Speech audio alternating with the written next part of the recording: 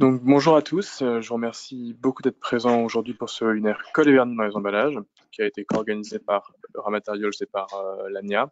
Donc moi je m'appelle Xavier Rome, je suis responsable environnement et économie circulaire à l'ANIA.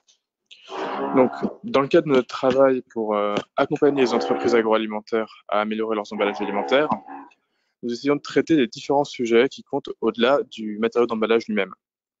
C'est pour ça que l'an dernier, lors d'un webinaire sur les encres qui a été organisé également par l'ANIA, a été évoqué le sujet des colles et des vernis. Nous avons donc co-organisé avec Cora Materials ce webinaire avec un objectif triple: donner des informations réglementaires, donc qu'est-ce qui est autorisé, présenter les enjeux et évidemment s'intéresser aux innovations qui répondent à ces enjeux. Donc je remercie beaucoup aux intervenants et aux participants. Une séance de questions-réponses est prévue à la fin de ce webinaire qui sera enregistrée et ensuite diffusée le plus largement possible. Frédéric, je te laisse la main pour y aller. Bonjour à tous, donc je suis Frédéric Merle, co-organisateur avec l'ANIA de ce webinaire. Ramaterials, très rapidement, est donc un pôle de compétitivité dédié aux industries de transformation des matériaux, avec un pôle assez fort sur l'aspect emballage et notamment nouveaux matériaux d'emballage.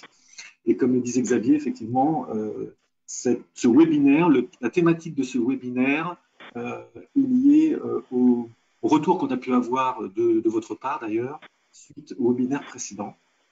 Et on avait à cœur, à travers ce webinaire, d'évoquer les défis aussi bien environnementaux, réglementaires et techniques concernant les colles et vernis pour un usage emballage alimentaire. Donc, on va tout de suite démarrer avec les aspects plutôt environnementaux et recyclage. Je laisse la parole à Carole Bérard, donc, qui est chargée de mission chez Citeo et qui va nous parler justement de tous les aspects liés à la recyclabilité. Donc, Carole, c'est à vous la parole. Merci à tous. Je vais partager tout de suite mon écran. Donc, j'espère que le son est clair et que vous voyez maintenant ma présentation. On vous entend bien et on voit bien la Ok. présentation. Donc bonjour à tous. Merci pour l'introduction, Frédéric. Je suis Carole Bérard et je travaille dans l'équipe éco-conception de Citeo, donc en particulier sur les enjeux sanitaires. On va faire ensemble un focus de 20 minutes sur le recyclage. Et pour ceux qui ne nous connaissent pas, Citeo, c'est une entreprise à mission, un éco-organisme qui organise le recyclage pour les emballages ménagers et les papiers.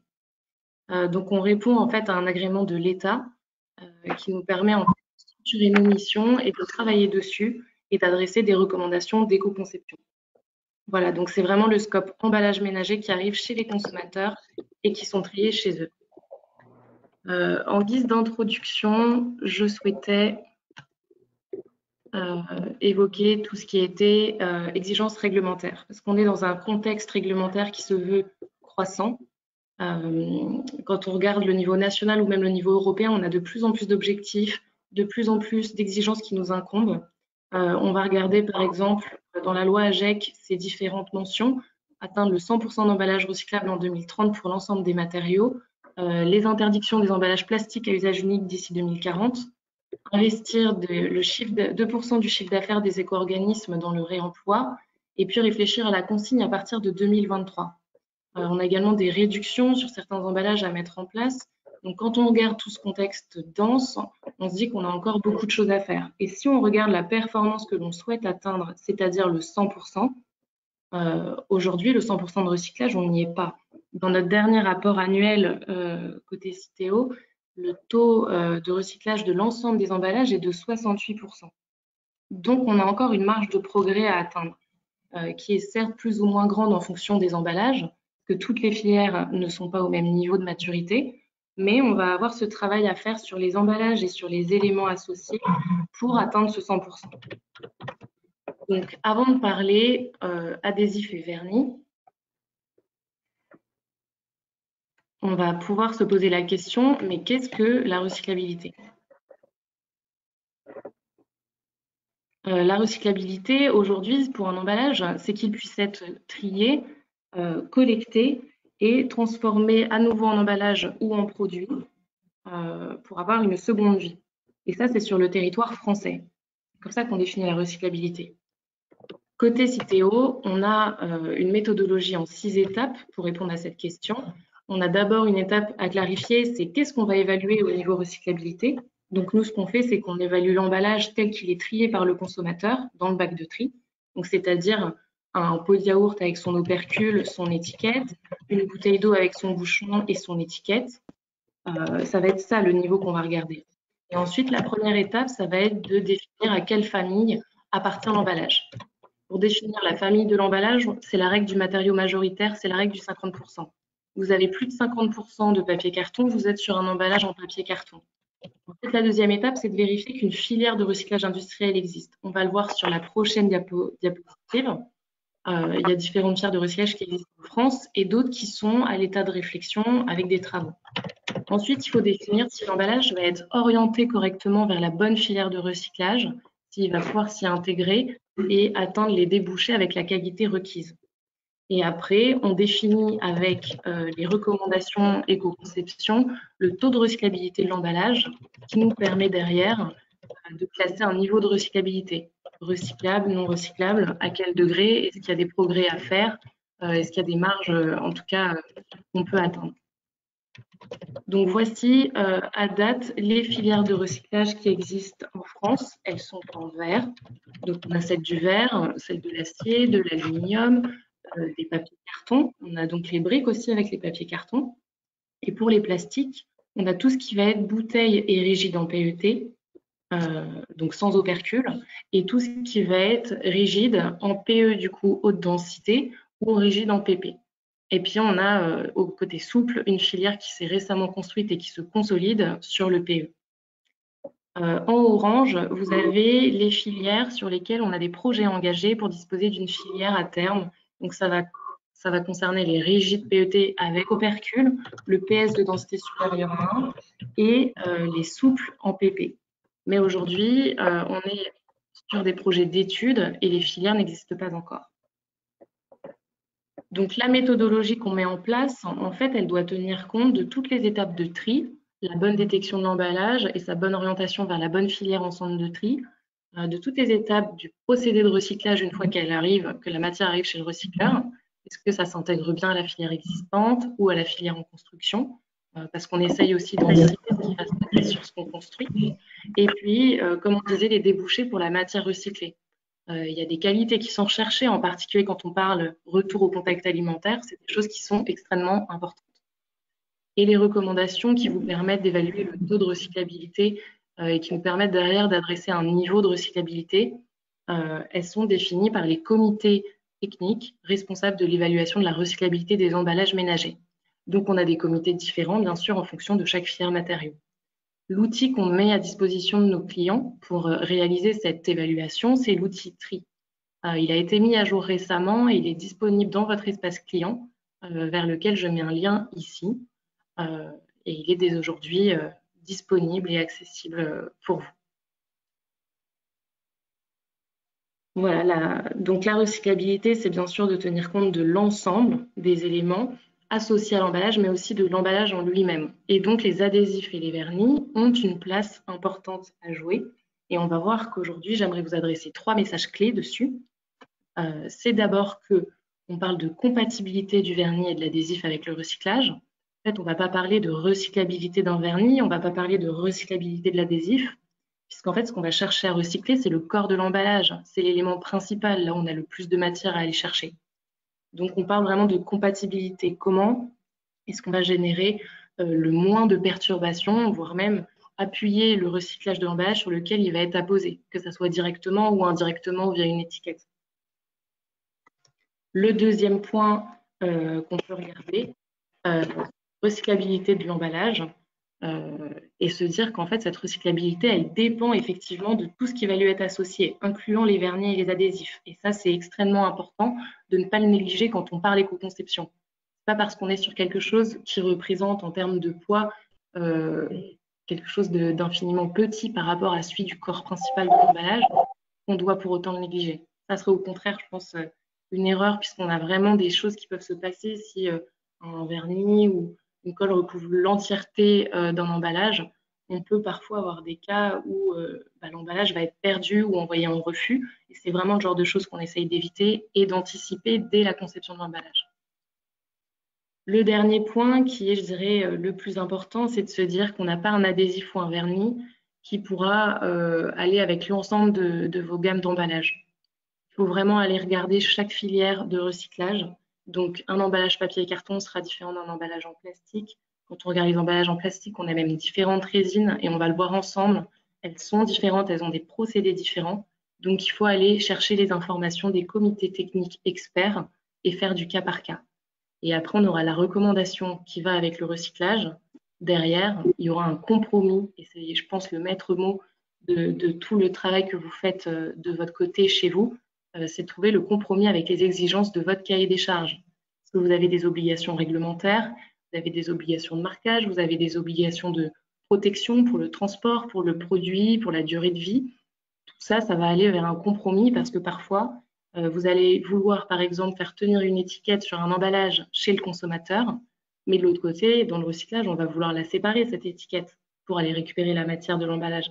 Donc, on a cette dualité qui existe et on a différents cas qui nous montrent que le compromis peut se trouver, il existe et on peut aller vers des choses de plus en plus recyclables et de mieux en mieux recyclables.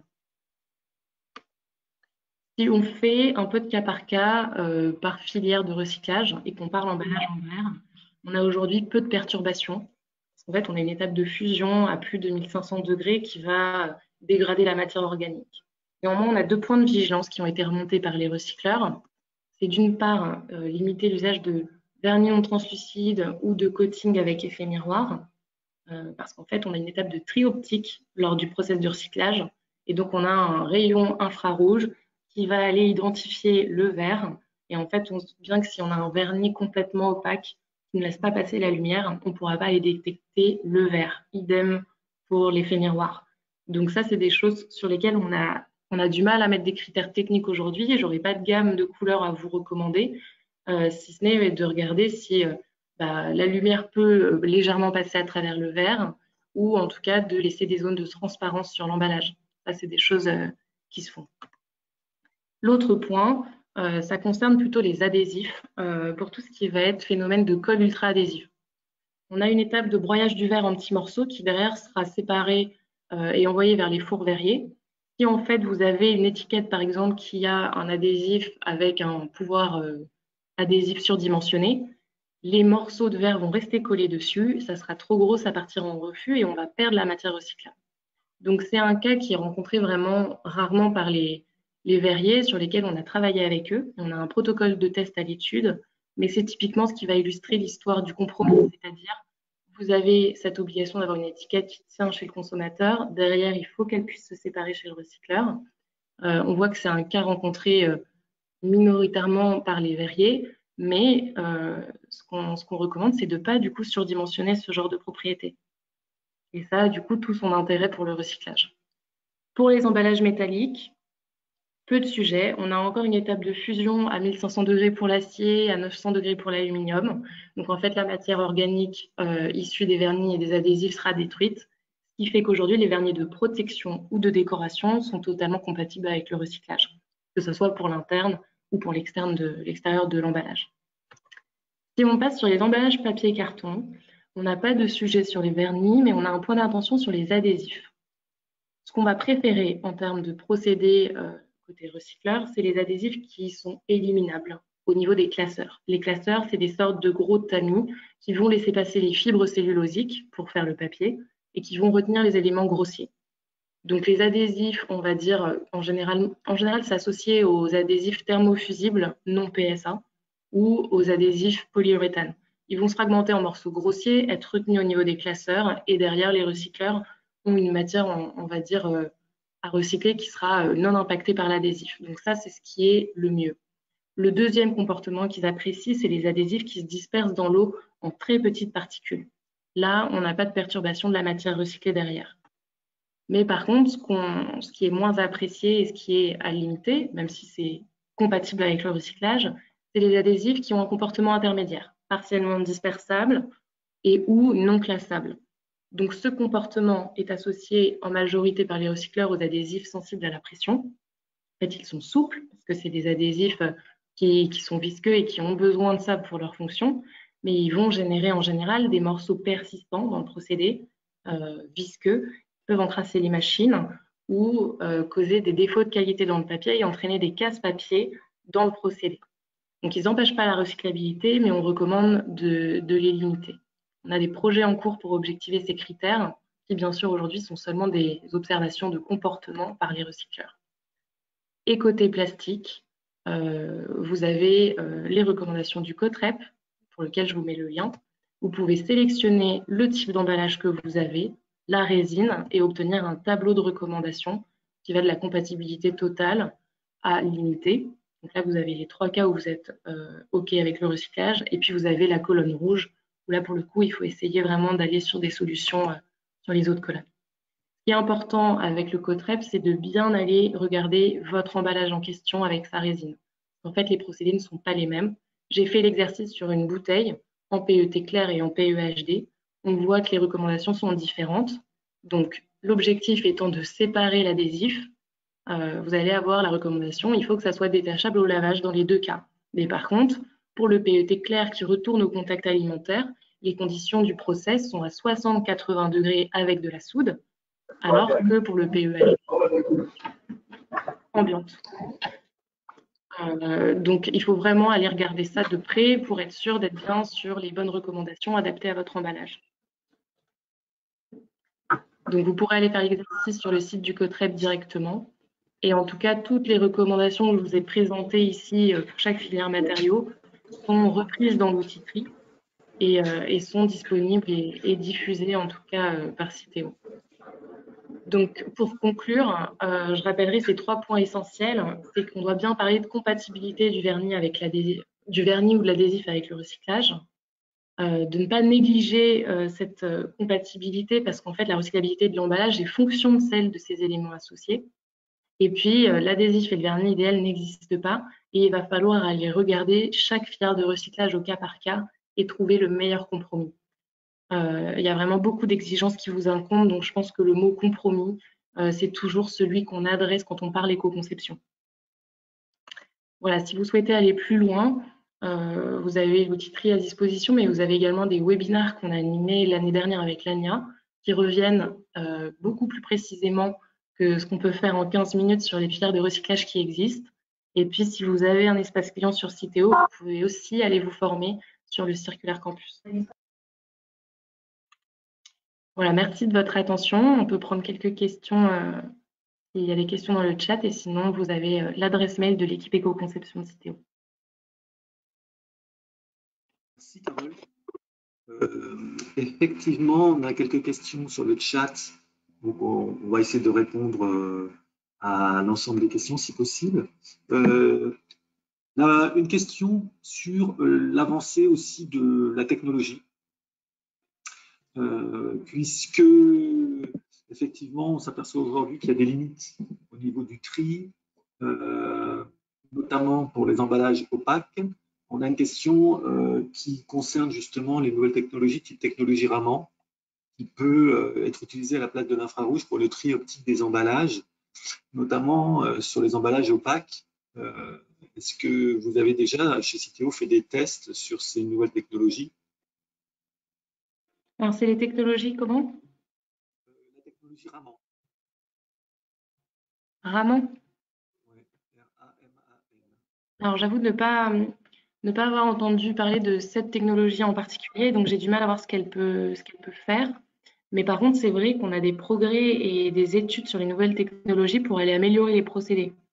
On a beaucoup de travaux en cours, donc déjà pour optimiser l'existant. Par exemple, les rayons infrarouges sont capables d'aller détecter plusieurs couches d'emballage. Ils peuvent aller détecter parfois le matériau d'emballage derrière.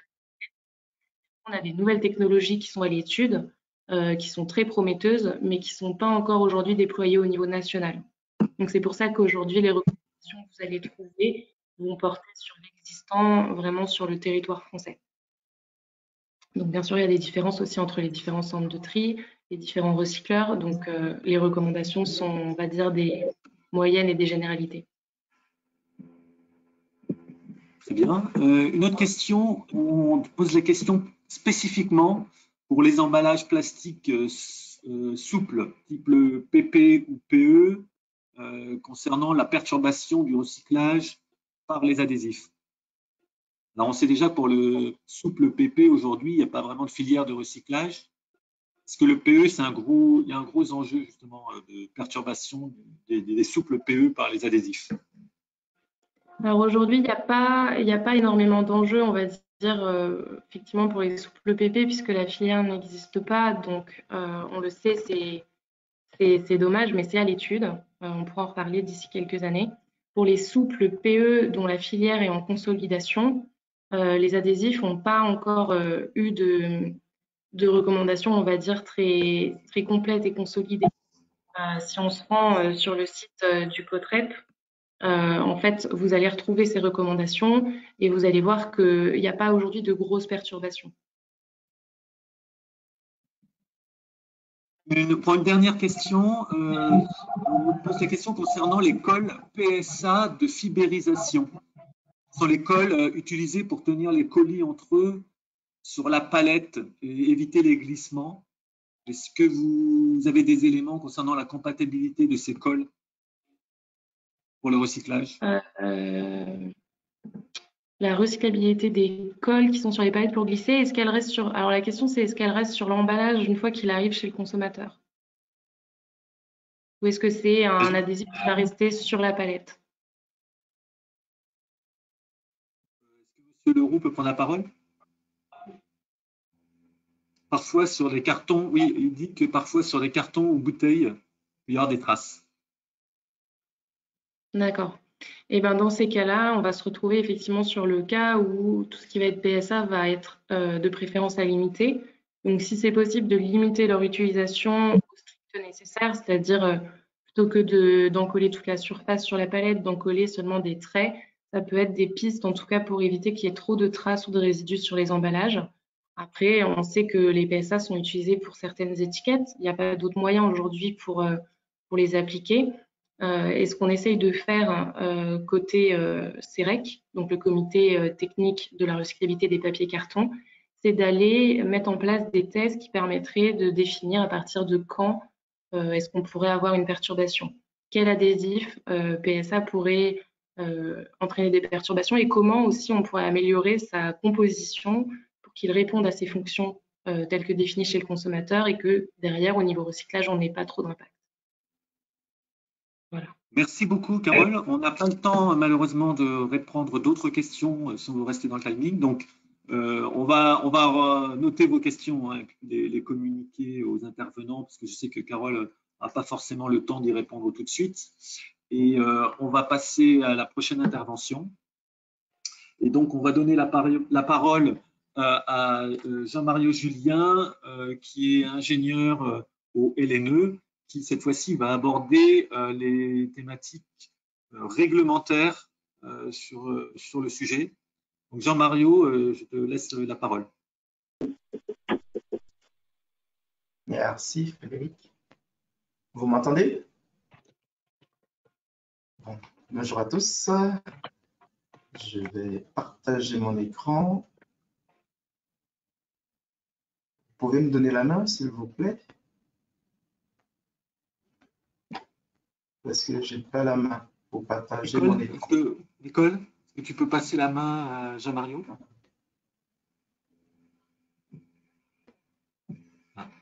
Oui, je vais le faire.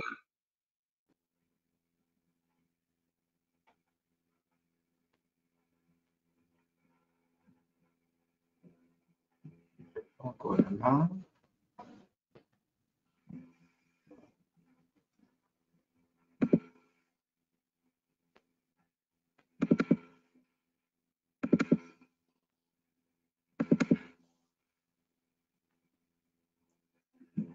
Oui. Nicole, tu nous entends?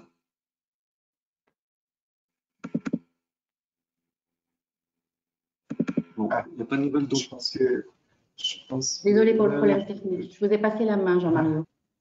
Oui, merci.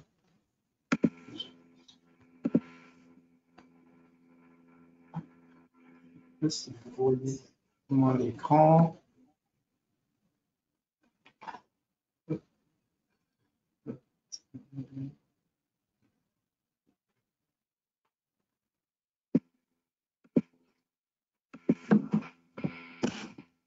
vous voyez mon écran?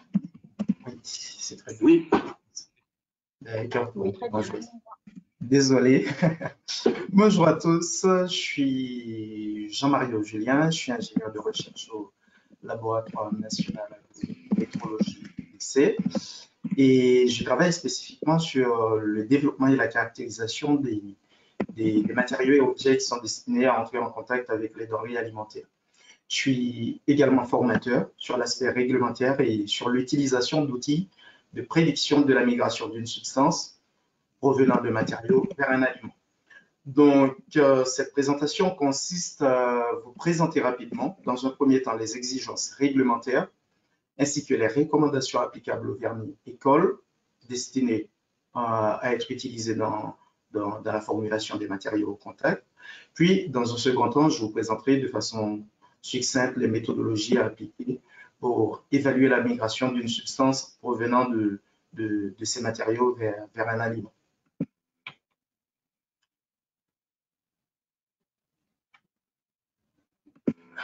Donc, pour aborder le contexte réglementaire, vous avez deux niveaux de réglementation sur la MCDA, sur les matériaux au contact des denrées alimentaires dans l'Union européenne. Vous avez dans l'Union européenne la réglementation cadre qui est le règlement 1935-2004 qui fixe le cadre de la législation. Il vise à garantir le bon fonctionnement du marché intérieur de l'Union européenne en ce qui concerne la mise sur le marché communautaire de matériaux et objets destinés à entrer en contact direct ou indirect avec des denrées alimentaires. Et dans l'annexe 1 de ce règlement, c'est-à-dire le règlement cadre 1935-2004, vous avez 17 groupes de matériaux qui sont susceptibles d'avoir un règlement ou directive spécifique. Cependant, pour certains matériaux, vous n'avez pas de règlement spécifique.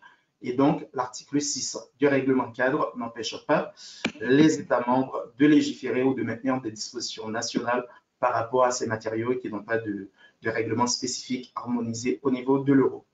Et dans ce cadre-là, on va parler d'un règlement non harmonisé au niveau des États membres. Et ce règlement est géré ou managé par ce qu'on appelle la reconnaissance mutuelle, qui est régie par le règlement 2019-715.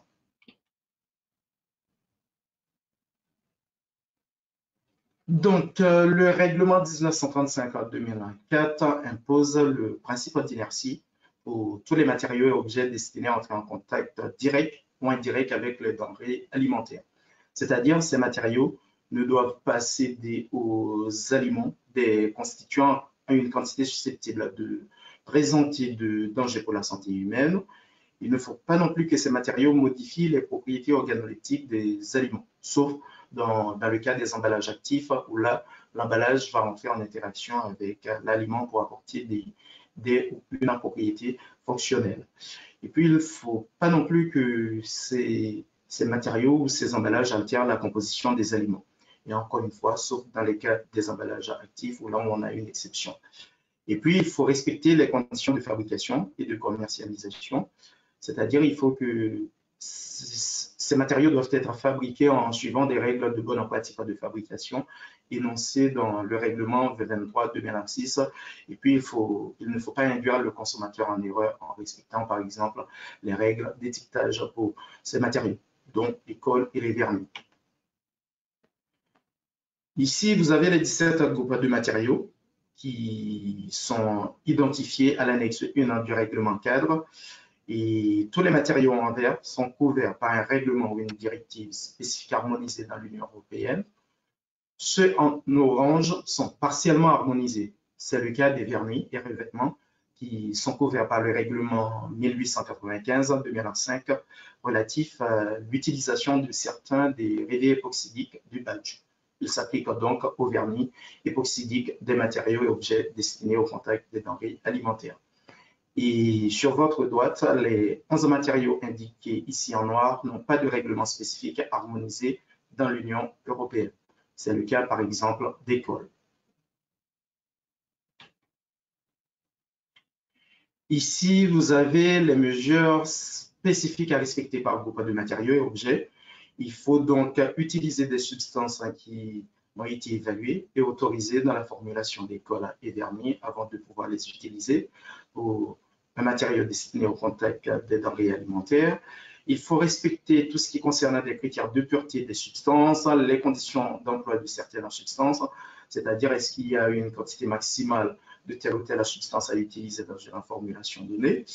Il faut également respecter tout ce qui est limite de migration spécifique, limite de migration globale pour les matériaux qui vont entrer en contact avec une denrée alimentaire. Et enfin, il faut respecter les prescriptions pour tout ce qui concerne le contact buccal. Le règlement cadre, comme on a pu voir, spécifie qu'il faut appliquer des règles de bonne pratique de fabrication qui sont énoncées dans le règlement 2023-2006. Et donc, quelles sont ces règles de bonne pratique de fabrication à mettre en place? En gros, il faut avoir des personnels compétents pour la tâche qui leur incombe, disposer des locaux, des équipements et des matières premières appropriées. Il faut également contrôler les opérations de fabrication, avoir une documentation à disposition en cas de demande, par exemple, par les autorités compétentes pour prouver la conformité du produit fabriqué. Vous pouvez mettre en place un système d'assurance qualité pour contrôler, on va dire, les différents processus en rentrant dans la fabrication du produit. Ces règles sont donc applicables au vernis et colle pour éviter, par exemple, l'effet de set-off qui peut potentiellement lier à un empilage de différents matériaux, vernis ou encore la contamination croisée. Ces règles doivent être, bien sûr, appliquées de façon proportionnée, de sorte qu'elles ne représentent pas une surcharge, on va dire, excessive pour les petites entreprises.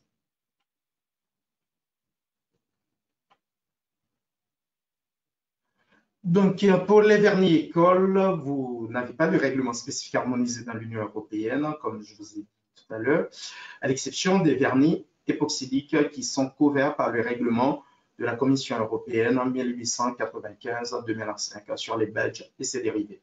Cependant, un certain nombre de textes réglementaires harmonisés sont applicables à ces deux matériaux. C'est le cas des règlements 1935-2004 et le règlement 2023-2006 qui sont des règlements généraux. La loi française 2012-1442 interdit depuis le 1er janvier 2015 l'utilisation du bisphénol A dans les matériaux destinés à entrer en contact avec les aliments. Et le règlement 10-2011 sur les plastiques peut être appliqué dans le cas des adhésifs au col en polyuréthane, par exemple, dans lesquels on peut potentiellement avoir des isocyanates résiduels. Et par ailleurs, pour mettre en conformité les cols et les vernis, un certain nombre de recommandations peuvent être appliquées, même s'il n'y a pas vraiment une réglementation spécifique harmonisée vraiment pour ces types de matériaux. On peut utiliser les recommandations pour mettre en conformité ces matériaux. C'est le cas, par exemple, de la fiche de la DGCCRF sur les encres, revêtements et vernis. On peut également mettre à profit la résolution RSAP 2004-1 du Conseil de l'Europe. Et puis, vous avez également des guides professionnels qui peuvent être appliqués pour la mise en œuvre des cols et des vernis, ainsi que l'avis du Conseil supérieur d'hygiène publique de France du 7 novembre 1995, où là, vous avez toute une liste de solvants avec des LMS qui sont applicables aux cols et aux vernis. Donc, les critères à respecter pour les cols et vernis sont donc, c'est-à-dire toujours l'utilisation de substances autorisées et évaluées, respect des limites de migration spécifiques et globales. Vous pouvez constater ici un certain nombre de limites de migration spécifiques à respecter, prenons par exemple pour le badge et les dérivés du badge, pour les amines aromatiques qu'on peut avoir dans les cols en polyuréthane. Et puis, on a une quantité maximale d'isocyanate résiduel qu'on peut avoir dans les cols en polyuréthane qui est fixé à 1 mg par kilogramme de matériau. Donc voilà, ce sont des critères diversifiés qu'on a et qui doivent être respectés pour prouver la conformité de ces cols ou de ces vernis. Donc, comment évaluer la migration des substances provenant des cols et vernis vers les aliments? Vous avez plusieurs stratégies qui peuvent être appliquées. Avant tout, la migration se définit comme un déplacement d'espèces chimiques animées par un mouvement brownien à travers un matériau. C'est un transfert de substances on va dire, qui est liée à l'agitation moléculaire.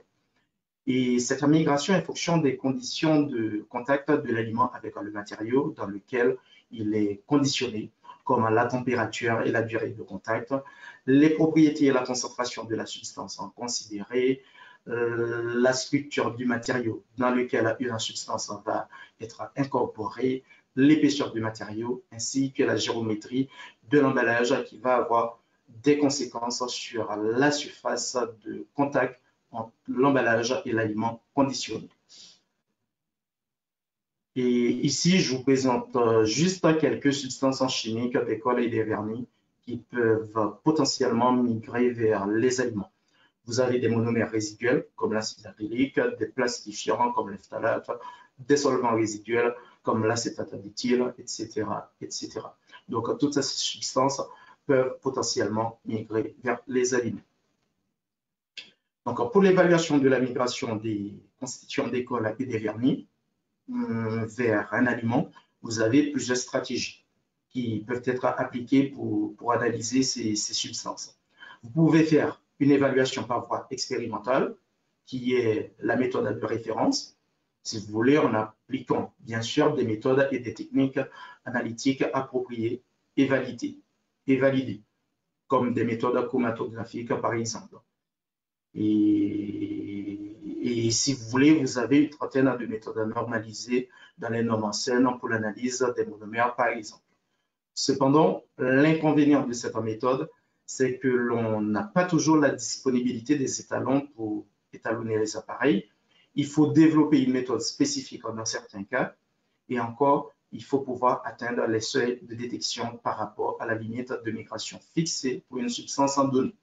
De plus, pour les cols et les vernis, on ne parle pas d'une substance, mais d'une multitude de substances qui peuvent avoir une conséquence non négligeable sur le coût des analyses. Et donc, on peut également procéder par calcul, en faisant un calcul dans le pire des cas. Donc, ce qui est rapide, c'est-à-dire on va considérer que toute la substance incorporée dans le contenant migre vers l'aliment. Pour cela, il faut connaître la concentration de la substance considérée, la masse du matériau et la masse d'aliments en contact. À partir de là, on peut estimer la concentration maximale d'une substance provenant des cols ou encore des vernis ayant migré vers un aliment. Par ailleurs, si on ne connaît pas la concentration de la substance concernée dans le matériau, on peut travailler inversement, c'est-à-dire on peut utiliser sa limite de migration spécifique, qu'on appelle ici LMS, pour estimer une concentration maximale à ne pas dépasser pour pouvoir respecter le seuil réglementaire fixé. Et donc, ces règles-là peuvent être appliquées dès la phase de développement de matériaux pour éviter de dépasser la limite de migration spécifique fixée pour une substance donnée. Et depuis 2002, l'évaluation de la migration des substances par modélisation est acceptée par les instances réglementaires. D'ailleurs, le Centre de recherche européen, GRC, a publié un guide à cet effet qui a été révisé en 2015. Cependant, il faut appliquer des modèles scientifiques qui permettent de surestimer la migration réelle, parce qu'on est dans le cadre de l'évaluation du risque. Le modèle appliqué actuellement est basé sur la première et la seconde loi de Fick, sur la diffusion d'espèces chimiques à travers un matériau. OLNE est dans le cadre de notre unité mixte technologique à CEFMET, qui y a un partenariat entre l'ULNE et l'INRAE AgroParisTech de Massy, dans le cadre de l'UMR Seafood de l'Université de Paris-Saclay. Nous utilisons l'outil de calcul FMECA Engine, qui a été développé en partie dans le cadre d'un projet ANR en collaboration avec l'INRAE de Massy. Et cette méthode a un avantage par rapport à l'évaluation analytique, c'est que l'on n'a pas besoin de matériaux réels pour évaluer le risque. Nous n'avons pas besoin également d'étalons chimiques et puis nous n'avons pas de méthode analytique à développer, à part de mettre en place des hypothèses et d'appliquer les conditions réelles d'utilisation même de l'emballage. Et enfin, cet outil permet également une aide, on va dire que c'est une aide à la décision pour l'évaluation du risque, c'est-à-dire on peut l'utiliser dès la phase de développement de nouveaux matériaux qui est destiné à entrer en contact avec les aliments. Et cette évaluation par modélisation est faite suivant une simulation en une dimension, comme vous pouvez voir sur le petit schéma à droite en haut. Comme vous pouvez le constater, c'est comme si on déplie complètement un matériau, donc pour avoir une dimension. Et il y a des hypothèses également à prendre en compte, par exemple, pas de transfert de substance de l'aliment vers l'emballage, pas d'interaction ni de réaction entre les substances.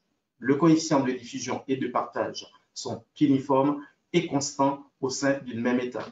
Et enfin, on peut prendre en compte toute la chaîne d'approvisionnement lorsqu'on va faire une simulation, ce qui est différent, on va dire, par rapport même à l'analyse expérimentale en laboratoire. Ici, c'est juste la présentation standard de la répartition de la concentration d'une substance en données à travers un emballage vers un aliment. Vous avez spécifiquement 3 paramètres limitants qui sont donc la concentration d'une substance en données, qu'on peut retrouver dans la formulation d'une colle ou de vernis. Vous avez le coefficient de diffusion qui traduit la vitesse de diffusion d'une substance à travers un matériau et le coefficient de partage, on appelle un K ici, qui traduit la concentration à l'équilibre d'une substance en données dans l'emballage et dans l'aliment. Et vous avez également ici des équations de transfert qui sont utilisées pour estimer non seulement le coefficient de diffusion, la concentration d'une substance que vous allez retrouver dans un aliment. Et c'est-à-dire, si on n'a pas l'information, prenons par exemple sur un coefficient de diffusion, on peut procéder par calcul pour estimer ce coefficient de diffusion. Et comme je vous ai expliqué précédemment, les propriétés de transport sont uniformes et constantes dans le temps. Donc, vous avez un certain nombre de données à considérer pour faire de la modélisation. Donc, comme l'identité des substances, l'identité du matériau de l'emballage en contact et le type d'aliment considéré, ainsi que leurs propriétés. Nous avons besoin également de fixer des conditions de contact comme le ratio masse d'aliment, masse polymère en contact et la durée et la température de contact entre l'aliment et l'emballage ou de l'objet en contact. À partir de là, on peut lancer le calcul qui va nous renseigner sur la concentration de la substance considérée ayant migré dans l'aliment. Et donc, on peut conclure à la conformité du matériau destiné au contact des aliments. Ce qu'il faut savoir avec la modélisation, on peut conclure à une conformité, mais pas à la non-conformité de l'emballage. Parce qu'on a des cadres d'évaluation des risques et en surestimant le résultat qu'on va obtenir. Donc, je vais vous montrer rapidement 3 exemples de calcul réalisés avec l'outil FMK Engine pour voir les choses de façon plus concrète.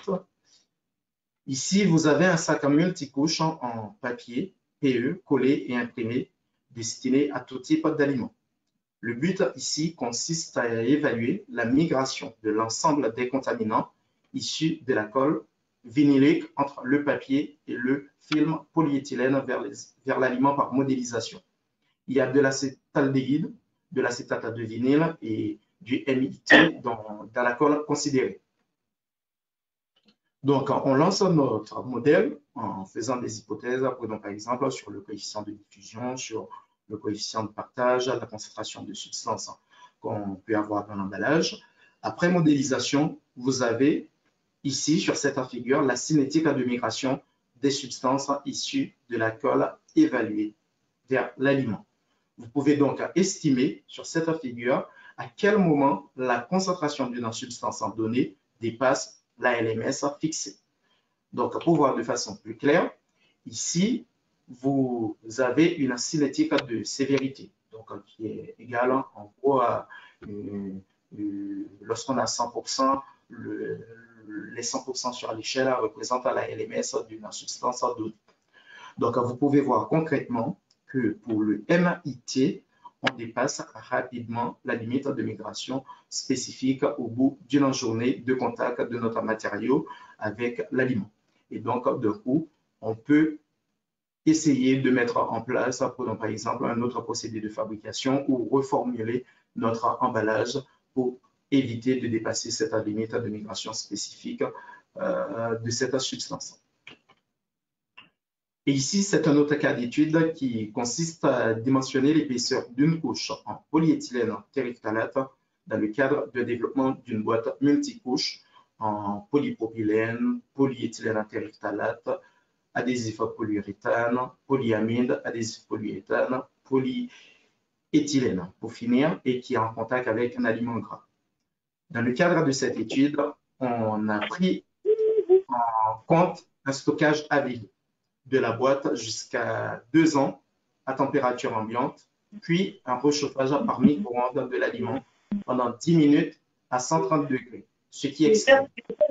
Les cols, les ruptures, les vernis et les cols. Mais déconnecter des jus minéraux, donc, il y a quelqu'un qui parle. Génération Et donc, le but consiste sur ce cas d'étude à modéliser la migration du BHT utilisé dans la formulation de la colle en fonction de l'épaisseur de la couche en polyéthylène terephthalate qui va de 10 à 100 micromètres. Donc, vous pouvez constater sur cette figure qui représente la concentration de BHT dans l'aliment en fonction de l'épaisseur de la couche en polyéthylène terephthalate. Et donc, on peut constater qu'à partir de 25 à 30 micromètres, on est vraiment en dessous de la limite de migration spécifique de cet antioxydant qui est de 3 mg par kg de denrées alimentaires. On peut donc choisir rapidement l'épaisseur du polyéthylène terephthalate appropriée pour ne pas dépasser la LMS de cette substance dans l'aliment. Et pour finir, une autre cas d'étude qui concerne un gobelet verni. Et le but, c'est de voir l'impact du set-off sur la concentration de cette substance qui va migrer dans l'aliment. Parce que lorsqu'on va empiler le gobelet, les différents gobelets, on peut avoir un effet de set-off qui va augmenter la migration du BHT, par exemple, et de la benzophénone ici, qui vont être analysées. Donc, les conditions qu'on a fixées pour ce modèle, c'est un stockage empilé jusqu'à 2 ans à température ambiante, puis un contact à chaud avec à la boisson considérée pendant 10 minutes à 180 degrés. Et vous avez sur ces deux figures l'évolution de la concentration du BHT et de la benzophénone dans la boisson chaude en fonction de la durée de contact, en prenant en compte ou pas l'effet de set-off. Vous pouvez donc constater que le set-off a une contribution forte sur la migration de ces deux substances dans la boisson chaude. D'ailleurs, sur la figure de droite, pour la benzophénone, la limite de migration spécifique est dépassée quand on prend en compte l'effet du set-off. Et on peut dire que ce résultat permet donc par la suite d'appliquer des règles de bonne pratique de fabrication pour éviter cette contamination liée à l'effet set-off. Donc, pour finir, si vous voulez avoir de plus amples informations par rapport à la législation sur les matériaux au contact, sur les matériaux qui sont destinés à entrer en contact avec les aliments, vous pouvez visiter notre site internet www.contactalimentaire.fr ou .com. Et vous avez une partie sur ces sites qui présente également les différents travaux réalisés dans le cadre de notre unité mixte SafeMat, qui est un partenariat entre l'URNE et l'INRAE, AGO, Paritech, qui donne des informations sur tout ce qui concerne la modélisation des phénomènes de transfert des substances vers un aliment. Donc, je vous remercie de votre attention. Si vous avez des questions, je pense que je peux prendre une ou deux questions. Merci Jean-Mario. On va prendre juste une question pour des questions de timing. On a une question concernant l'interdiction des huiles minérales dans les emballages. Est-ce qu'il y a un risque particulier lié sur les cols et vernis par rapport à cette interdiction? Sur les cols et vernis, effectivement, on peut avoir des substances provenant des huiles minérales. Là, on parle souvent des moches et des mois, qui est un groupe de substances, effectivement, qu'on peut retrouver dans la formulation de ces deux matériaux. Et oui, cette interdiction va avoir des conséquences sur la formulation de ces matériaux. Il faut prendre en compte, par exemple, comme je vous ai dit, lorsque on va formuler, par exemple, un vernis ou encore une colle, il faut utiliser des substances autorisées et évaluées. Et donc, à deux coups, dès lors que les huiles minérales sont interdites, et ça va forcément avoir des conséquences sur la formulation de ces matériaux.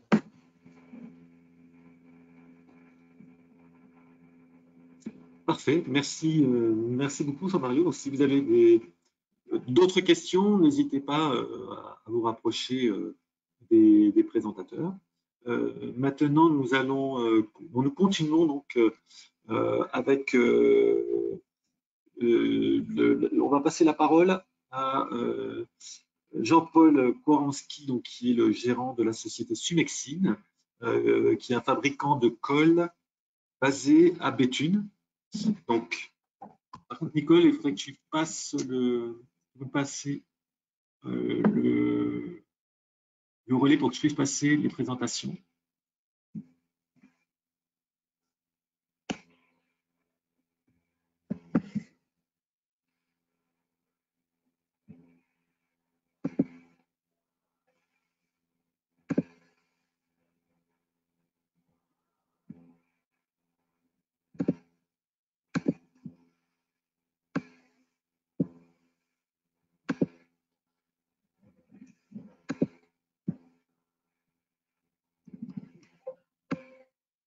Voilà. Jean-Paul, je te passe la parole.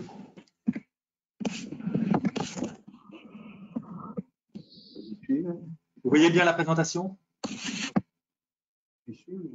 Oui, on la voit bien. Bon. Bonjour, donc Jean-Paul Koranski, gérant de Sumexine. Nous fabriquons des colles depuis 1989. Nous avons des clients bien spécifiques. Et donc là, le sujet dont on va demander de parler est vraiment très vaste.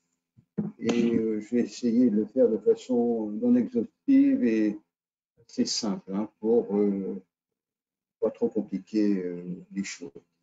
Donc je reprendrai directement de façon plus succincte ce qu'ont dit mes deux prédécesseurs. Les colles, vous savez, aujourd'hui, elles existent sous différentes formes, soit liquides ou froides, ou soit chaudes ou hot melt. Disons que les colles solvants sont de plus en plus abandonnées. J'ai connu des fabricants d'emballage qui utilisaient des colles solvantes, des boîtes avec 200 personnes qui sont obligées de fermer justement parce qu'ils n'ont pas su se transformer en colle hot melt ou en colle liquide. Alors, il y a deux approches sous les colles. Les colles peuvent être soit sous le contact direct, soit sous le contact indirect. Pour les colles, il y a quand même quelque chose qui est important, c'est le matériel d'application. Les hot melt sont souvent utilisés pour des questions de rapidité de collage, d'automatisme. En contrepartie, bien sûr, on peut avoir un mouillage difficile des supports. Et pour les colles froides, par contre, on peut obtenir des tenues chaleur plus importantes. Et pour les systèmes d'induction, à chaud ou à froid, les contraintes techniques sont encore plus compliquées. Il y a toujours des problèmes de mouillage, de tac à chaud, à sec, en humide, des temps ouverts, des temps de prise, et des contraintes chimiques, hein, le release de monomère à chaud, le poids moléculaire, la cristallinité en fonction du poids moléculaire. Mais bon, je ne déborde pas sur ces sujets parce qu'on pourrait en parler pendant des heures. L'objectif, et là je reprends un peu ce qu'ont dit mes prédécesseurs, c'est la non-contamination des aliments, l'hygiène, c'est très important. Hein, vous savez que sur les mains, il y a 10 millions de bactéries. Hein. Les propriétés organoleptiques qui doivent être conservées. Si vous gardez trop longtemps des aliments dans un emballage, il y a des problèmes d'odeur. Et puis les temps de conservation, parce que si on utilise des congélateurs et des réfrigérateurs, c'est parce que vous gardez vos aliments dans l'emballage sur votre évier, certains, vous ouvrez le lendemain, ne tiennent pas. Et il est tenu au froid, à la chaleur, à l'humidité. Au froid, vous avez j'ai connu des gens qui avaient des chambres froides, et ben, qui travaillaient jusqu'à moins 20 degrés, donc manque de peau, c'est passé à moins 25 et le lendemain, toutes les cols se sont délaminées, ont décollé. Donc, si vous voulez, l'objectif d'une colle, ça a toujours été le problème, c'est que ça colle et que ça tienne. Hein. Bien sûr, dans le contact alimentaire, c'est l'inertie chimique de la dernière surface. Soit c'est un film plastique, polyéthylène, polyodéphine, polypro, PET, etc., alu. Et aussi, donc, l'inertie chimique vis-à-vis de l'air, où il y a de l'oxygène, il y a des UV, il y a des bactéries dans l'air. Et pour nous compliquer la tâche, l'Union européenne a développé des lois sur la teneur en biocides, qui voudraient même les supprimer complètement, mais à ce moment-là, vous voyez vos cols pourrir dans vos peaux, et puis vous avez des résistances moindres. Il y a tout un règlement qui s'appelle CLP à ce sujet. Je ne reviendrai pas. L'état au niveau des lieux, l'état des lieux au niveau réglementaire, bon, je reprends succinctement ce qu'a dit mon prédécesseur. Il y a le règlement cadre qui déclare les principes généraux. Il y a qui travaille bien sûr avec REACH et les substances qui doivent être autorisées et non autorisées. Le règlement de la Communauté européenne 2023-2006 concernant les bonnes pratiques de fabrication. Et il y avait des systèmes complémentaires, ISO 9001, etc. Et le règlement concernant les matières plastiques. Alors, pour le fabricant d'adhésifs, concernant les matières plastiques, il y a une exigence de déclaration. Pour les autres matériaux qui sont pour le plastique, il n'y a aucune exigence. Mais nous, en revenant à ce que j'ai dit précédemment, on peut faire ce qu'on appelle l'utilisation d'une législation non européenne, par exemple FDA, et on regarde si nos matières premières sont FDA 175-105, contact indirect, FDA 175-300, contact direct, ou autre FDA. Parce que si vous voulez, il faut qu'on demande à nos fournisseurs de matières premières, qui sont souvent de très très grosses sociétés, de nous donner des renseignements. Donc, ces sociétés sont obligatoirement, presque la plupart du temps, internationales, fabriquent, même si elles ont des usines en Allemagne ou en Europe, elles fabriquent souvent dans des pays européens, asiatiques même. Et donc, ils nous donnent des réglementations, disons, internationales. Donc, on fait avec.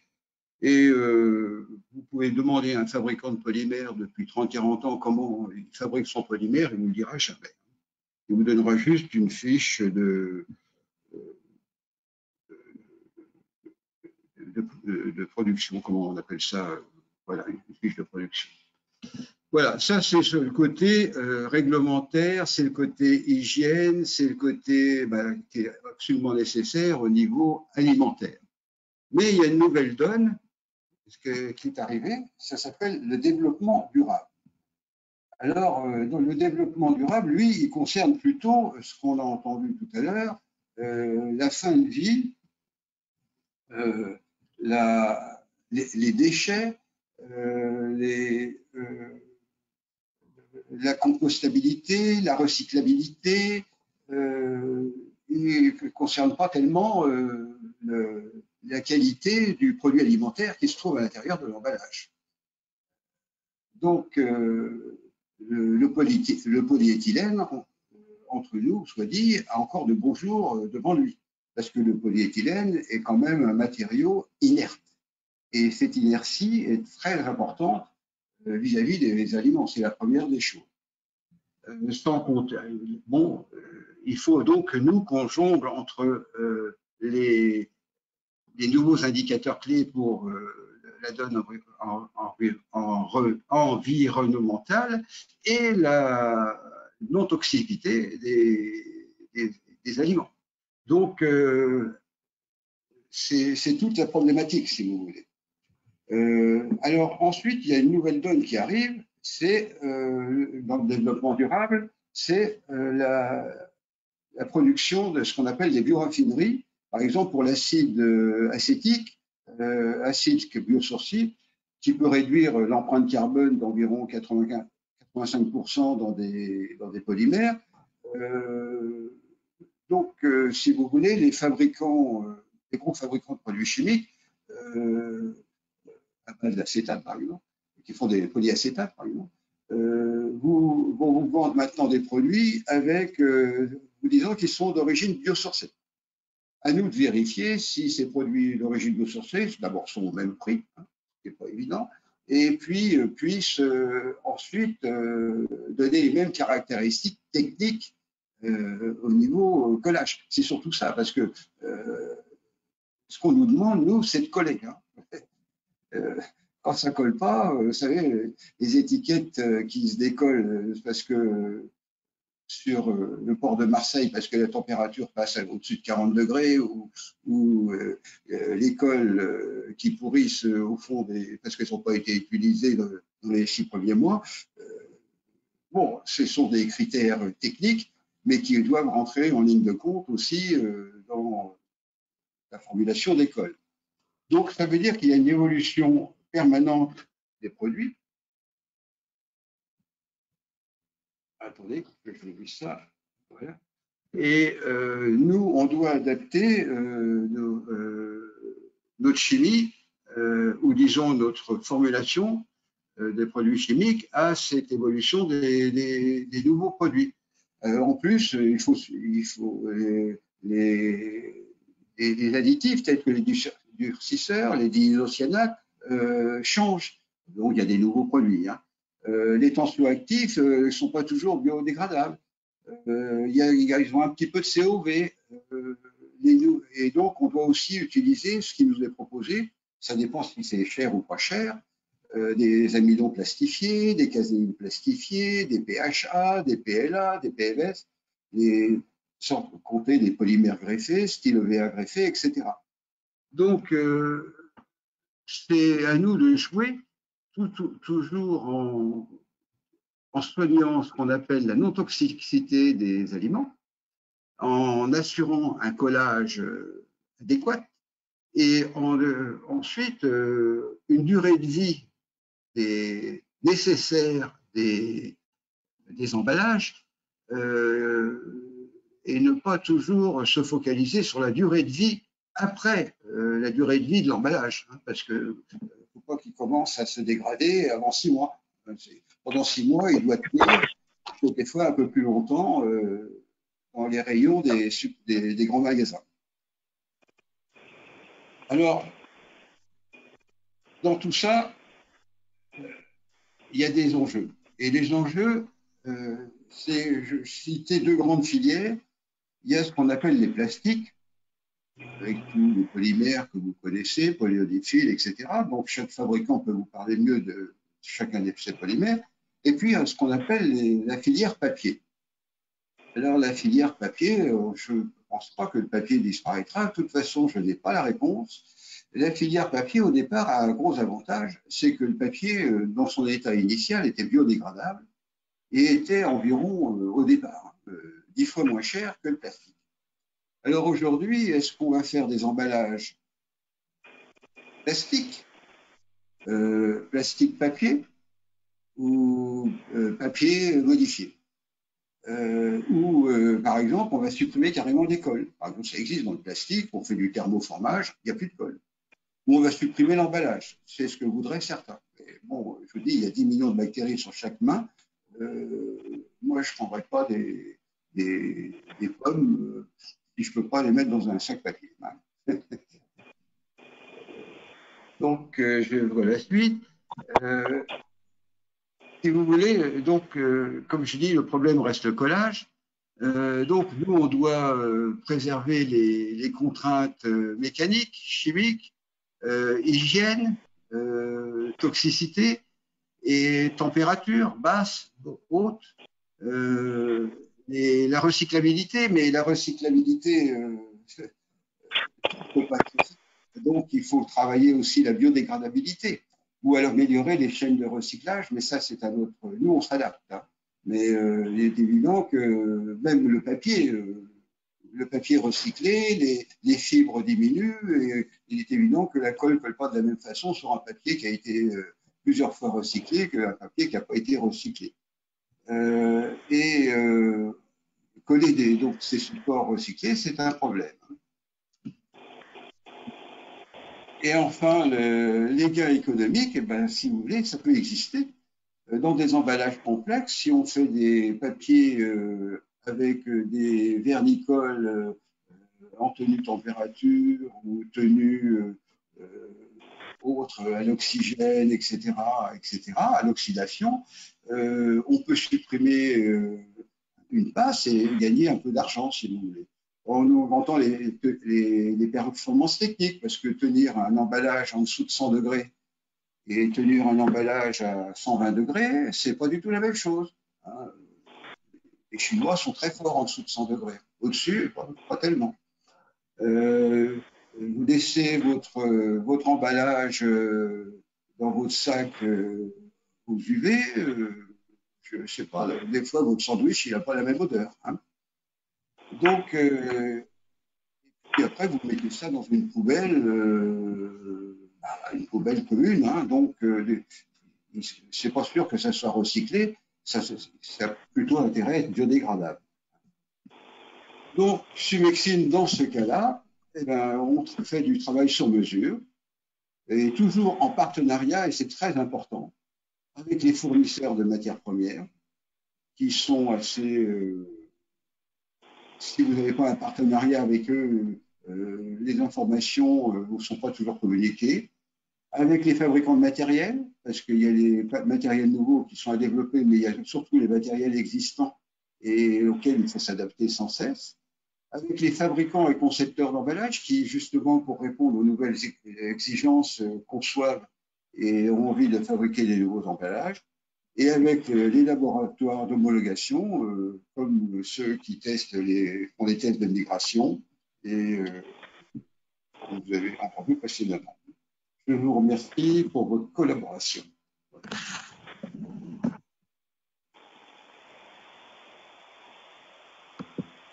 Merci à tous. Merci Jean-Paul. On va essayer de répondre aux questions également, mais encore une fois, on n'a pas le temps de répondre à toutes les questions. Je prends une question de Stéphane Alain. Si les colles solvants ne sont plus utilisés, quel système recommandé de colle non solvant pour les films complexes haute barrière? Alors, je ne recommande pas de colle. J'ai fait ce genre de colle. J'ai perdu mon client, c'est un très gros client. On avait commencé avec des colles caséine latex, mais j'ai des nouvelles formulations qui sont plus ou moins confidentielles, mais je connais le sujet parfaitement. On vous laisse en contact directement avec Jean-Paul Koranski. Donc merci Jean-Paul.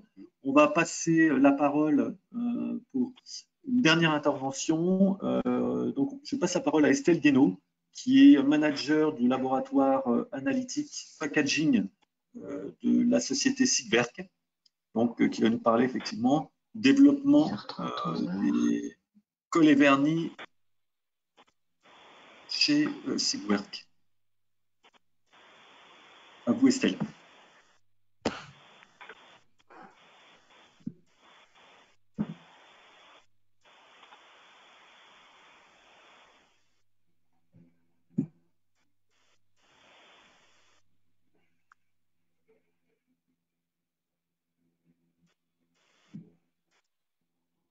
Estelle, on ne vous entend pas. C'est bon? Oui, c'est bon. D'accord. Vous voyez la présentation aussi? Oui, on la voit très bien, Estelle. Très bien. Merci. Donc, bonjour à tous et merci pour votre invitation. Donc, je m'appelle Estelle Guénaud et je travaille chez Sigwerk, qui est une entreprise allemande spécialisée dans la fabrication d'encre et vernis d'impression pour les emballages. Donc, je suis responsable d'un laboratoire d'analyse et de tests pour le groupe et qui réalise en particulier des tests de migration en support à nos équipes de développement. Et ce laboratoire, notre entreprise en France, se situe en Haute-Savoie. Donc, le visuel est en anglais, mais je vais faire la présentation en français. Donc, aujourd'hui, l'idée, c'est de vous présenter l'approche de Sigwerk pour le développement, cette fois, de vernis pour l'emballage alimentaire. Donc, je vais d'abord vous présenter les engagements de Sigwerk, des engagements réglementaires pour la sécurité alimentaire. Et puis, je vous présenterai les différents enjeux qui se présentent à nos équipes pour développer de nos jours un produit encre ou vernis pour l'emballage alimentaire. Et en dernier lieu, je vous illustrerai un cas particulier de développement de vernis à l'eau avec un effet barrière, cette fois toujours pour des applications à contact direct avec les aliments. Donc, depuis plusieurs années déjà, l'engagement de Sigwerk est très important au niveau de la réglementation HSE des produits qui concerne ces applications d'emballage alimentaire. En effet, Sigwerk a mis en place plusieurs policies, c'est-à-dire des politiques internes ou des recommandations qui concernent non seulement les applications d'emballage alimentaire, mais aussi pour celles des applications d'hygiène ou des emballages de cosmétiques, voire pharmaceutiques. Et c'est ce que vous pouvez voir comme exemple sur les photos qui sont illustrées ci-dessous. Mais il est important aussi de rappeler deux aspects. Donc, c'est le premier aspect qu'il n'y a pas d'évaluation globale chez Sigwerk pour toutes ces applications et que nos politiques internes imposent que chaque application qui est critique doit être évaluée spécifiquement au niveau des risques et par la réalisation de tests. Donc, ça peut être des tests toxicologiques, chimiques et par exemple des tests de migration ou d'extraction sur les emballages imprimés avec nos produits. Et ensuite, le deuxième aspect important est qu'en tant que fabricant et producteur d'encre, nous sommes responsables pour les évaluations de la partie encre, mais pas responsables de la conformité de tout l'emballage final, qui est la plupart du temps un produit multicouche qui va avoir différentes contributions en dehors de l'encre et du vernis. On va aussi avoir le support qui est imprimé, qui peut être papier, carton ou plastique, par exemple, la présence éventuelle de colle ou d'adhésif, d'autres matériaux. Et ensuite, l'emballage peut aussi être soumis à des post-traitements de fabrication, comme la stérilisation, par exemple. Donc, chez Sigwerk, quand on veut développer un nouveau produit pour un client, quels sont les enjeux principaux à respecter? Ils sont de trois natures, donc comme vous le voyez ici, puisque d'abord la finalité et le rôle de l'emballage va être de protéger l'aliment au moment du stockage, pour son transport, pour sa conservation chez le consommateur, et aussi d'informer le consommateur par le biais de l'étiquetage. Donc ça, c'est la première chose. Ensuite, cet emballage imprimé ne doit pas nuire à la qualité de l'aliment. Il ne doit pas le dégrader au niveau des propriétés organoleptiques et ni en termes de sécurité alimentaire pour le consommateur. Et enfin, troisième enjeu, très important également, l'emballage imprimé doit minimiser son impact au niveau environnemental et respecter tout un ensemble de critères de recyclabilité, compostabilité et biodégradabilité. Alors, de façon générale, déjà, comment Sigwerk travaille pour développer un produit à la fois performant, sûr et respectueux de l'environnement? Alors, tout d'abord, la conception de l'encre ou du vernis doit répondre, bien entendu, aux spécifications techniques du client, qui dans ce cas est l'imprimeur ou le converteur, respecter donc son cahier des charges, mais aussi se fier à celle du donneur d'ordre ou de l'industriel de l'agroalimentaire, donc la marque. Et dès le début de la conception du vernis, le type d'application d'emballage concerné et le type d'aliment emballé est très important à connaître pour savoir notamment si le produit doit dès le départ respecter une conformité au contact alimentaire direct, par exemple. Donc, c'est très important. Ensuite, en dehors des spécifications techniques, l'encre développée doit aussi être en conformité avec les aspects réglementaires, comme on l'a dit précédemment, ceux qui sont en place soit au niveau européen, soit au niveau national. On a parlé tout à l'heure avec le collègue du LNE de la directive plastique européenne. On peut avoir des recommandations de l'EFSA, les ordonnances de certains pays comme la Suisse ou l'Allemagne. Il y a également au niveau français des recommandations de la DGCCRF ou de l'ANSES, etc. Donc, les grands donneurs d'ordre mettent aussi en place des spécifications sur les produits à utiliser ou pas. Donc, en plus de ces aspects réglementaires légaux, SIGVERC s'engage aussi au niveau associatif, comme au sein de l'organisation EPIA, par exemple, qui est l'Association européenne des fabricants d'encre, pour rédiger des politiques d'exclusion sur les matières premières dangereuses, rédiger également des recommandations de bonnes pratiques de fabrication et des recommandations sur les tests à mener, c'est-à-dire recommander des méthodes de test les plus pertinentes pour aider les clients à faire valider nos encres dans le cadre de leurs impressions. Et donc, il existe chez SIGVERC un processus centralisé et très strict de sélection des matières premières qui est piloté par les équipes HSE Produits de nos collègues à Siegburg en Allemagne. Suite à ce processus de sélection stricte des matières premières, ou en plus de ça, plusieurs phases de tests sont organisées et réalisées soit en interne dans notre laboratoire, par exemple, ou avec des laboratoires extérieurs pour valider les propriétés faible odeur ou faible migration de nos produits, par exemple. Et enfin, donc, en ce qui concerne la durée de vie du produit et son impact environnemental, on étudie aussi dès le départ les critères de recyclabilité, repulpabilité, par exemple aussi, le contenu biorenouvelable et la compostabilité. Pardon. Donc maintenant, je vais vous présenter un exemple précis. Donc, il s'agit d'un vernis à l'eau avec un effet barrière pour un papier d'emballage qui a été développé récemment pour et avec un fabricant de papier local pour remplacer ou offrir une alternative aux emballages avec un film polyéthylène. Donc, comme vous voyez sur les petites photos, cet emballage ici peut servir à emballer des types d'aliments très différents, en fait, que ce soit pour de la viande ou pour de la charcuterie, du fromage, voire même des fruits et légumes. Donc, vous avez la référence de ce vernis qui est indiqué. Et techniquement, alors, pour concevoir ce vernis à l'eau, il a fallu définir avec le client dès le départ s'il s'agissait de cette fameuse application d'emballage avec contact direct ou pas par rapport à l'aliment. Ici, le vernis doit également avoir des propriétés d'effet barrière vis-à-vis de l'humidité et du gras. Et l'aspect est veillé à ce que l'aspect de l'emballage ne doit pas se dégrader dans ces conditions. Il faut aussi prendre en compte la durée et les conditions de stockage de l'aliment.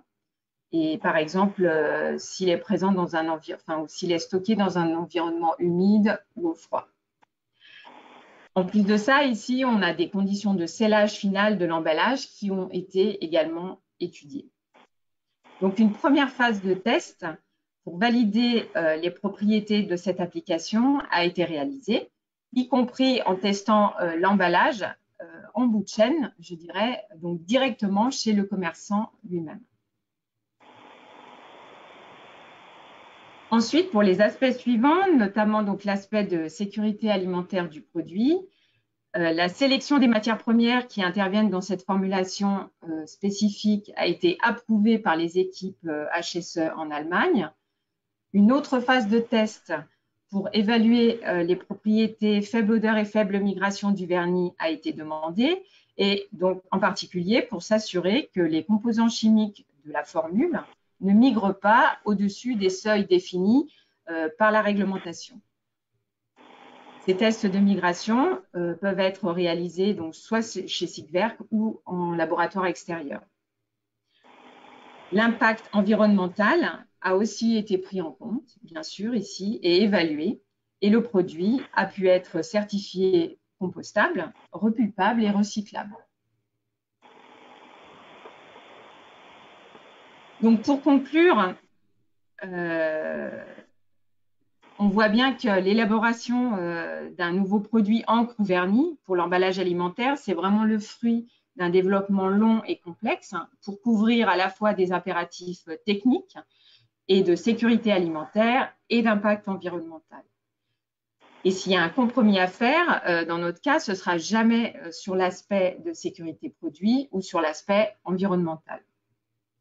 Alors, pour réussir tout ça, il faut, comme on l'a déjà entendu précédemment, une collaboration forte, à la fois en interne entre les équipes Sigwerk, donc le département HSE Produits, les équipes de technologie et d'application et les laboratoires d'analyse, ainsi qu'une collaboration en externe très importante aussi avec les fournisseurs de matières premières, le client, le donneur d'ordre, etc.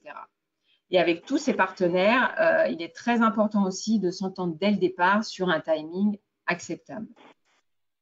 Donc, le vernis à l'eau effet barrière présenté juste avant est effectivement un bon exemple où Sigwerk peut proposer un produit performant, sûr et respectueux de l'environnement. Voilà, je vous remercie pour votre attention. Merci Estelle pour cette présentation. Alors, nous avons une question de Clotilde. Vous parlez barrière à l'eau et l'humidité pour votre vernis, mais vous mentionnez seulement le COB, l'indice de barrière à l'eau liquide et non de l'humidité vapeur. Est-ce que votre vernis est barrière à la vapeur d'eau également? Et si oui, quel niveau de MVTR? Alors oui, je pense qu'il l'est. Après, pour plus de détails, peut-être on peut poser la question à mes collègues présents qui ont vraiment participé au développement de ce vernis en particulier. Mais moi, à ma connaissance, je pense qu'il l'est aussi. Autre question, mais de ma part, est-ce que vous pouvez nous indiquer un petit peu quelles sont les demandes aujourd'hui, si ce n'est pas trop confidentiel, globalement, la tendance par rapport aux demandes des fabricants ou des utilisateurs sur les caractéristiques techniques des vernis qu'on vous demande aujourd'hui de développer, les spécificités ou les domaines d'usage d'application? Bah, là donc c'était un bon exemple, par exemple, d'essayer de trouver une alternative à des films plastiques pour avoir donc des emballages qui sont en contact direct avec les aliments. Et donc la technologie encre à l'eau pour les supports papier-carton, donc qui est le marché qui nous concerne, nous plus précisément ici. C'est vraiment et donc développer des vernis barrières comme alternative, c'est vraiment une tendance très forte en ce moment sur le marché. Beaucoup de demandes de la part des clients. D'accord. Là, c'est un cas de contact direct. Là, j'ai une autre question justement. On me demande si l'ajout de ce type de vernis sur un support papier, par exemple, peut-il entraîner un changement ou une requalification en fait du matériau papier comme étant finalement plastique? Donc, je pense que la question fait référence notamment à la directive sur les plastiques à usage unique de la Commission européenne, où effectivement, et la définition en particulier du plastique.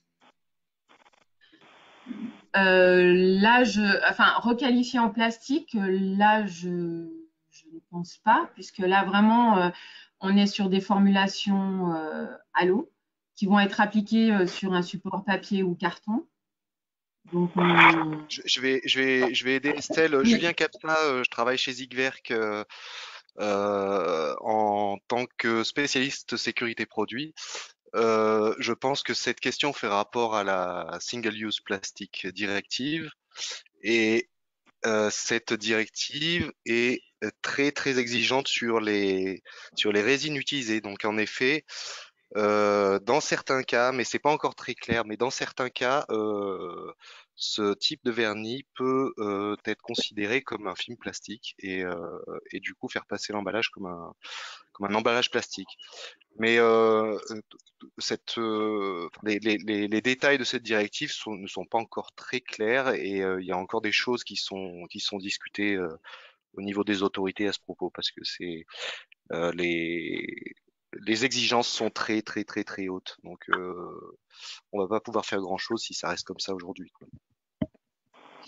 Effectivement, merci pour cette réponse. Et on avait eu la même de la part aussi du CTP, donc du Centre technique du papier. On attend des éclaircissements par rapport effectivement à la réglementation. J'ai une dernière question avant de clôturer ce webinaire concernant la fin de vie du produit qui utiliserait votre coating. Est-ce qu'il peut garder son caractère éventuellement homme compostable? Si c'est un produit homme compostable sur lequel on ajoute ce vernis, il restera homme compostable?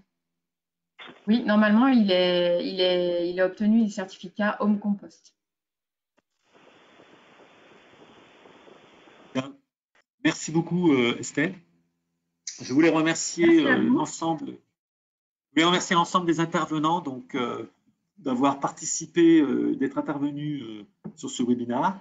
Je rappelle aussi que ce soit l'ANIA ou Ramaterials, nous sommes à votre disposition si vous voulez avoir plus d'informations ou si vous voulez contacter en direct les intervenants.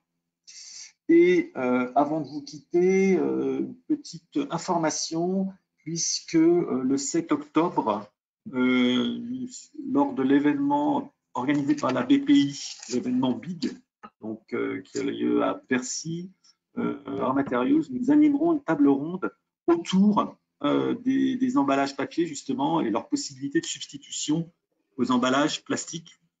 Table ronde qui réunira notamment Olivier Vitrac, dont on a parlé au départ, qui est de l'UMRC Food, et qui travaille, qui a élaboré ces systèmes de modélisation sur la migration alimentaire.